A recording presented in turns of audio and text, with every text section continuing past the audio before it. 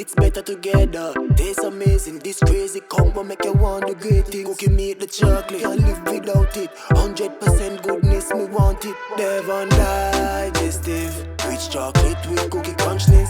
Cookie beats chocolate in Devon Chocolate Digestive. Better because it's both. Hi everyone, welcome to the For the Mommies series powered by Positive Parenting with VM Foundation. The For the Mommies series is that discussion that is often not had, which is, that planned part of parenthood that includes the ups and downs, the above and below, the roundabout of motherhood, right, ladies? And we're here to talk about, everything that we go through as mothers, to offer advice, to share our experiences, and get into the whole nitty-gritty of it. So today we'll be talking about mommy self-care and mommy expectations and myths.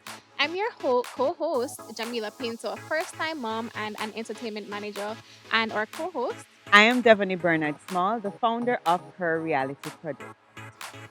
Our guests in this episode are Samantha Charles, CEO of the VM Foundation and mother of 3, Boss Babe Kandi King, Carnival connoisseur, event planner, and a first-time mom, and Ericka McKenzie, Forbes business coach, director Maxwell Leadership, and mother of 2.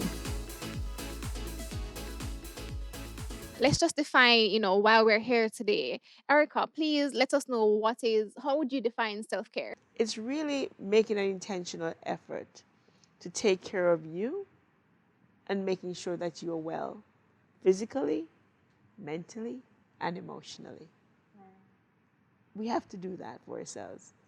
It's the one thing that we can control. Nobody else can control that for you.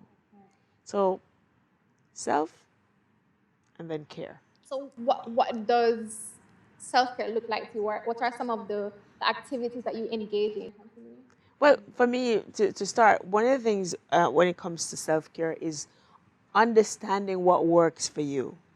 Because what worked for me may not necessarily work for you. So you have to pay attention to yourself. Again, it goes back to yourself. And to really understand you and what works for you. For me, I love getting up first thing in the morning and go for a workout. That works for me. There are people who don't like to do an early morning run. So what is your sweet spot? What is it that gets you and make you feel refreshed? Find it. And if you can't, I can help you. For sure. Right? But I'm saying, find what works for you. I'm not going to tell you what you need to do. I want you to find it, but I can help you find it. By working intentionally, by observing yourself and see what really is working for you. Self-care for me means pouring enough into me to be able to give to others. And I think as a mother, you're always giving. And if you don't have enough, you will never be able to overflow to give. So for me, self-care means never having an empty cup, because I would never be able to pour into anything else that I do, or it would be done half-heartedly.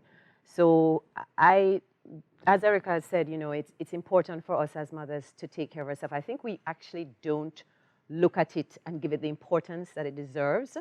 And I would like to say, I think just as Devonie said, I have 3 children. It really took me a long time to be able to understand that self-care is important and I can do it without guilt. Because before, it was all about pouring into the children, but you really don't realize if you're not feeling 100%, you're never going to be able to pour into your children. So for me, self-care looks like taking time to go to the beach. I'm a real beach person. I love the beach. Like you, I love an early morning exercise as well. I think it just rejuvenates you. And just really making the time to do those things are really important. And I don't think I really did that a lot, but it's really important to do as mothers. Well, my self-care journey has evolved, I would definitely say. To put it simply, motherhood did lick me for 6. It did lick me for 6. I was not ready for the journey that I was about to embark on, and the sleepless nights and just everything that you have to do, especially mentally, I was not ready. And so for me, at first, self-care was just literally taking care of my basic needs. making sure that I bathe. Yeah, yeah. You know, like Yeah. making sure my basic needs were met at first. Now, I think on the journey, and every mother probably comes to the point where you're like, no, man, me have to do a little more. Like, I need to take care of myself because, yeah, you bathe and yeah, you may feel refreshed, but, you know, I know who I was before, and I used to love to work out, and I would make sure my nails were done, and my hair would look good, and my eyebrows, and I love doing my lashes and stuff like that. And in motherhood, the first part of motherhood anyway, I did none of those things. I mean, we were also in the pandemic, but there came a point where I said I need to do something else, even if it's just a manicure to make myself feel better, even if it's a workout, just little things. And I just kind of worked my way up to where now. It took me a while. I couldn't find a rhythm with the gym at first, but I found it back now. And I just had to get there. And every mother is on their own journey to finding back what the joy and what makes you feel good, so that you can look after your little one. And there were days that my cup was empty, but I still had to be pouring. You know, but my journey has evolved, and I'm definitely doing better in the self-care department now. That's good. And it's a discussion that, as Jamila had pointed out before, we don't have a lot of it because of the guilt aspect of it and the shaming too that comes with you trying to take care of yourself as a mom. Some of us are even judged for being that person that says, all right, at this point, I'm going to do something for me, you know? So as an older mom, how was it then and how you see it now? Because that transition must have been hard for you at that first time, but having the experience with 3 kids, having the experience with 2 kids, Ericka, how did it transition for you from the first time to the second or the third? Did you get better at taking care of yourself? I think in terms of the self-care aspect, certainly there, as you get to, and I have 3 kids, so as you get to the third child, you realize, okay, that child pretty much does a lot on their own because by this time you spend a lot of time with the first one, babying the first one, thinking, oh gosh, they can't do anything much for themselves. So you spend a lot of time doing that. I think by the time I got to the third child, self-care became a little bit more of a routine for me to be able now to manage 3 children. So as Kandi is saying, and I reflected on that when she said a while ago, there were days, manicure, what is manicure? Pedicure, eyebrows, look, you kind of just knew, you kind of almost got a pass for being a mother. Because you didn't have to kind of look, nobody was judging you. Because you're like, but in yourself, you're like, I know I can look better than this, and I certainly can feel better than this. And it's these self-care things, whether it's a massage, it's a manicure, it's going to the beach, it's going to the country, you can do all of those things. So it did actually get better as I got to the third child in terms of finding more things to do for myself and not feeling guilty about it as well. And I think it also, what enhanced that a lot was managing. Time management and organizing yourself would then allow you the time and the space to actually look after yourself. Which is good. And the experience of it too would have helped you in transitioning. Absolutely. Into the next, you know? You learn as you go along. You learn as you go along. And you know, there's no manual for being a mom. And that's something we need to manage expectations as well, because me as a mom, I have competing priorities sometimes. So how I take care of myself might just be different from how Samantha or Ericka. So Ericka, how was it for you? Because you have a special needs child. Just as Samantha, how was it different for you? Because self-care must have been harder when you touch that big bump. I have a special needs child. He requires more, something different. How did you manage that? Well, initially with my first child, 14. I live out as a 14. I didn't know what that was. Yeah. I can't recall anything what that was like with my first child, because I had my child as a child. I was 17 years old. So what's that? Yeah. Then I went into my second child. Of course, life was much greater. Thank God. Yeah. It was great. Yeah. It was, and then even then, life was great. I was doing a lot more work in terms of, corporate life and that kind of thing. And so I spent a lot of time really taking care of the job, taking care of the home. And so I think I evolved into self-care after I started to really pay attention, being intentional about what it means to take care of me. True. And my mentals, my physical, And then and then of course, I'm sorry, and then everybody else, Yes, because yeah, excuse me, yeah, self-care is taking care of you with no guilt, right? I think we yes. all defined that just now. So hey, I gotta take care of me before I can take care of you. When you're in the airplane, they say put your mask on first. First, Yes. So right. hello, I'm doing just that. So right now, I spend a lot of time taking care of me, um, nurturing. I love how Samantha put it, pouring into my cup, because as a coach and trainer, I have to. People do what people see, and I have to pour into me not before I can go serve other people. So I spend a lot of time doing my self care. So anybody say me selfish?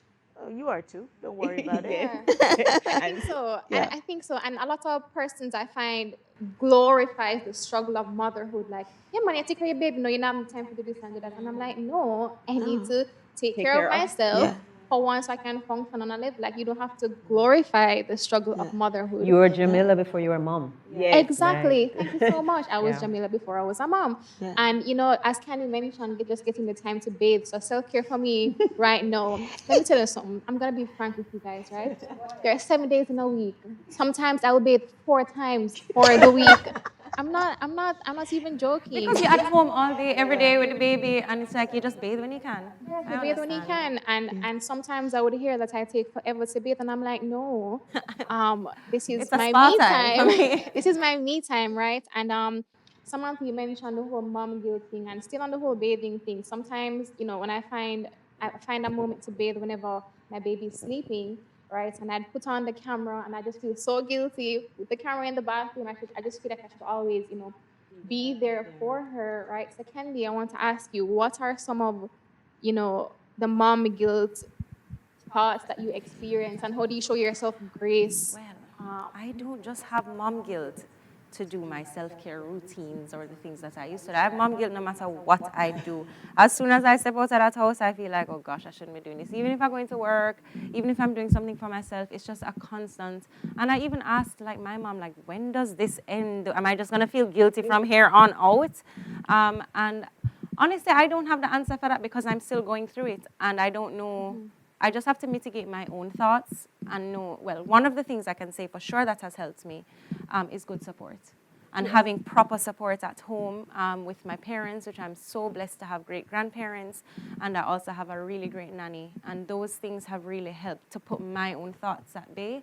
So having a good support system, pulling on your village to help you, that has helped to just mitigate my own thoughts. But other than that, girl, I'm still going through it. I feel guilty for every single thing, even when I'm at the gym and she's at school. And I go to the gym while she's at school now because I feel I have a lot of peace around school.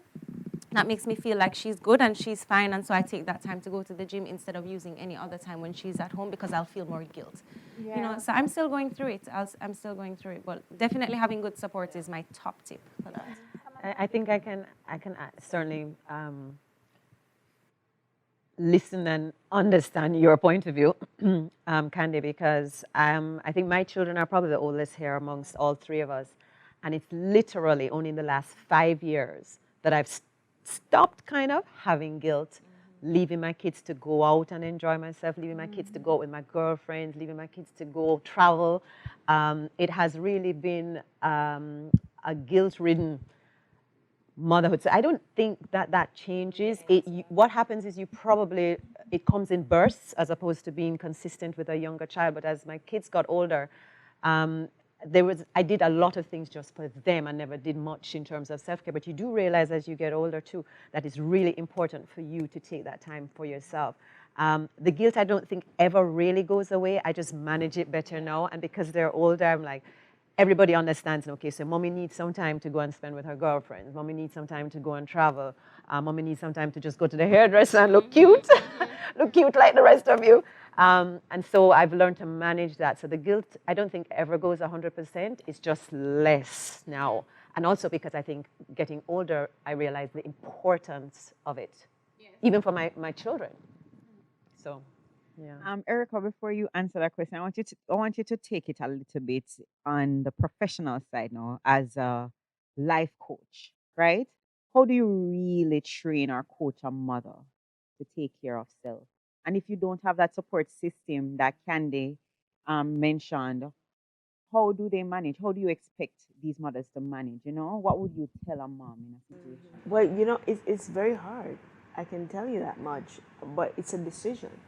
Because even for me personally, uh, as a life coach and traveling, there are moments where I experience that guilt because I have to travel and leave my son, and I'm traveling many times a year.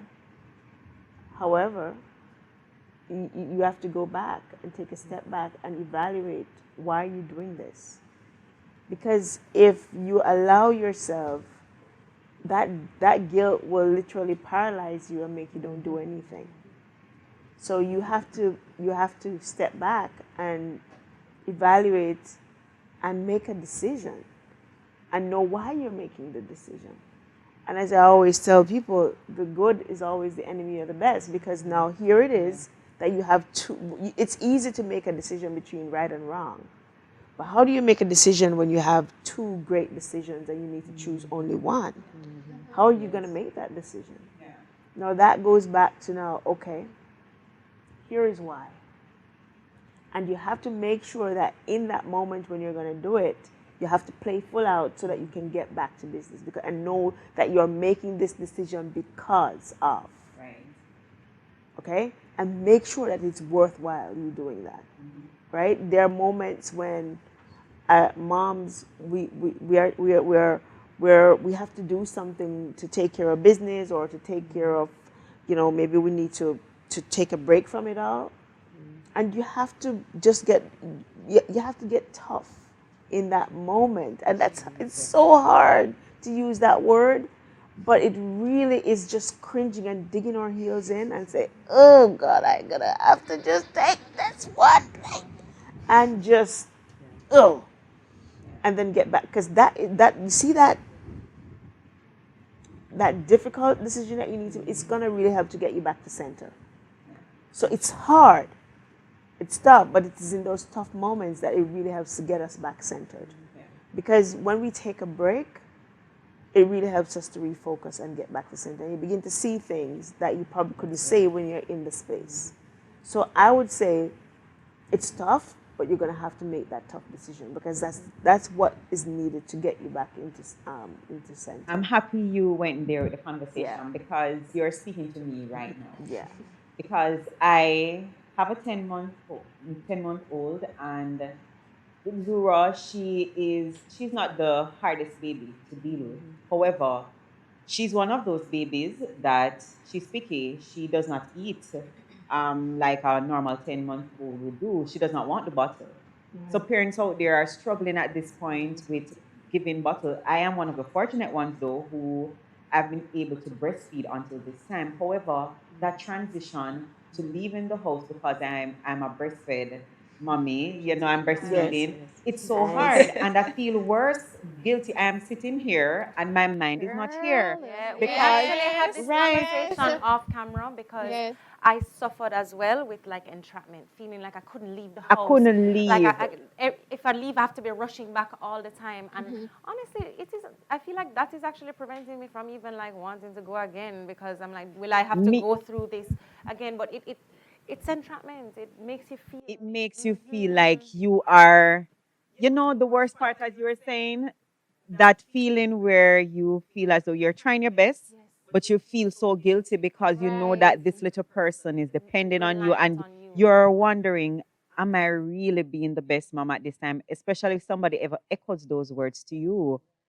And if that person ever echoes that to you, it puts it into perspective. From that day forward, you think in yourself, I'm not doing a good job. That has happened to me, so I can speak on that part, So having competing parties and having a baby, breastfed baby, a lot of us struggle with this baby transitioning, and you cannot leave this child. It will always weigh on your mind. And this self-care discussion, it must come into play where all of us are now considering, how do I manage these expectations, which will lead us into the other part of the discussion, the expectations of our mommies.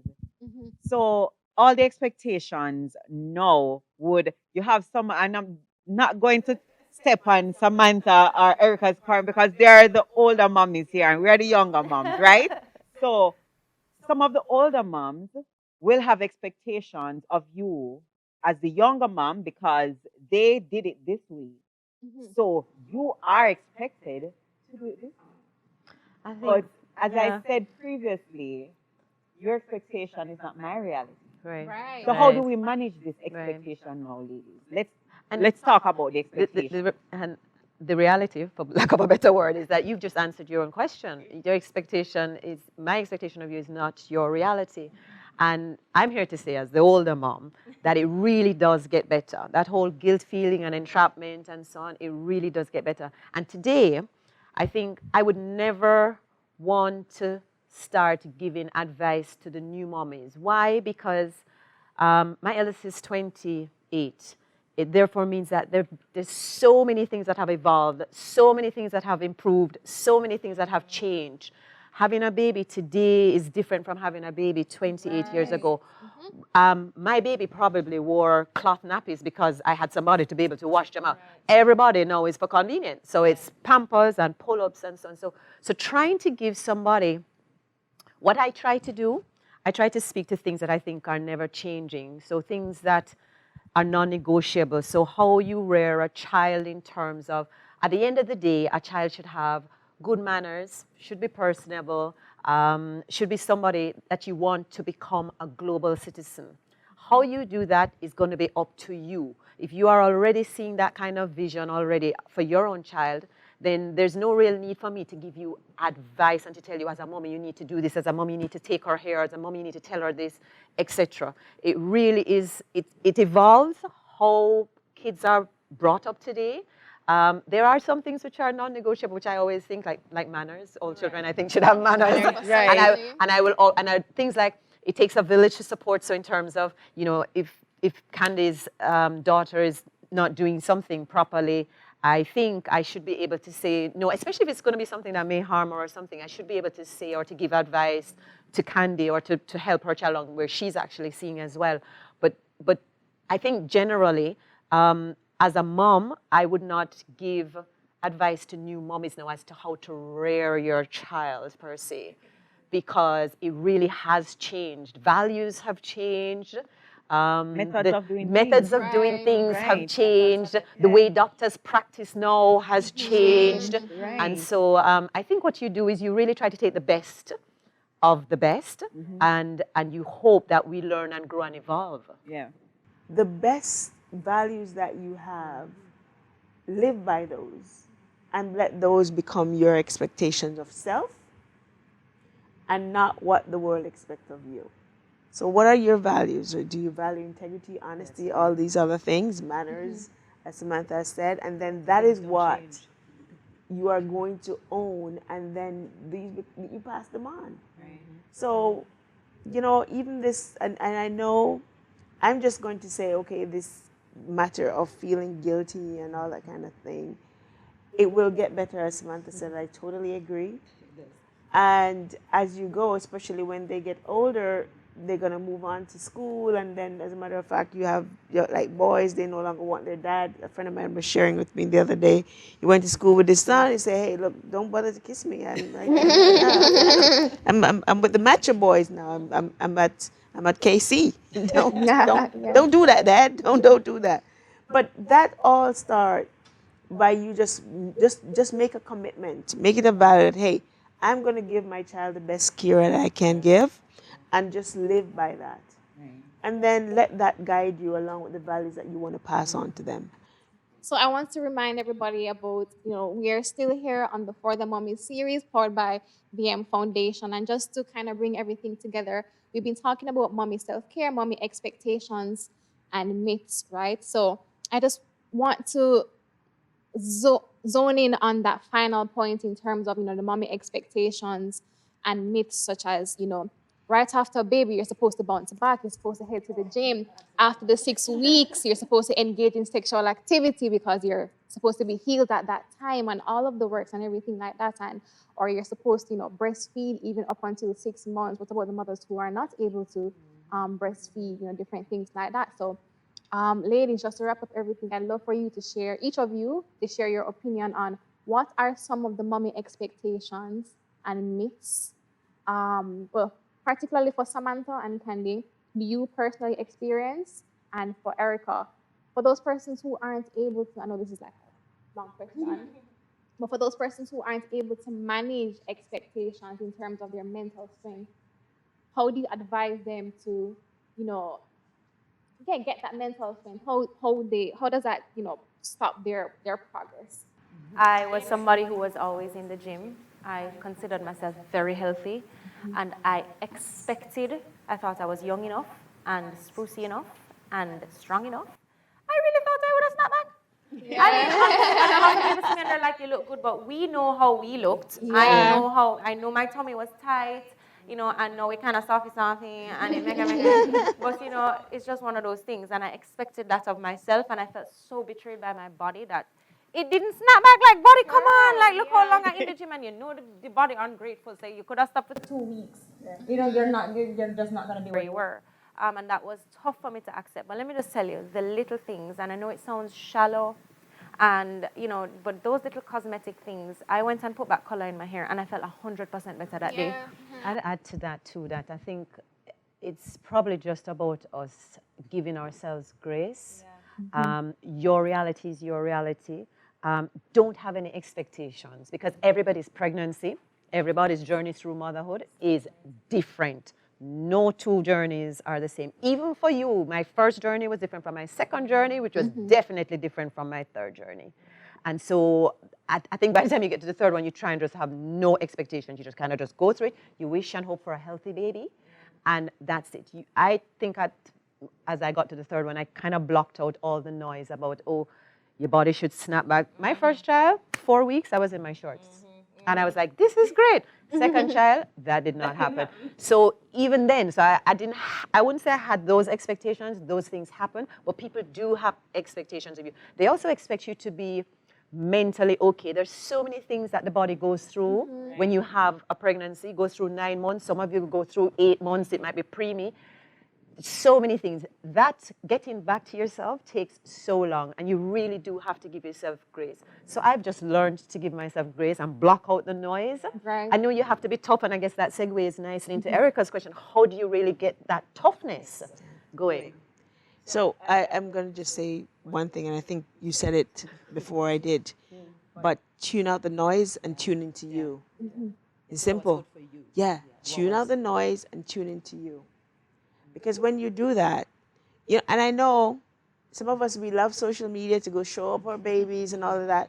But then sometimes when you see the pictures, you start to feel guilty. Oh, I used to look like that. Please avoid the self-comparison.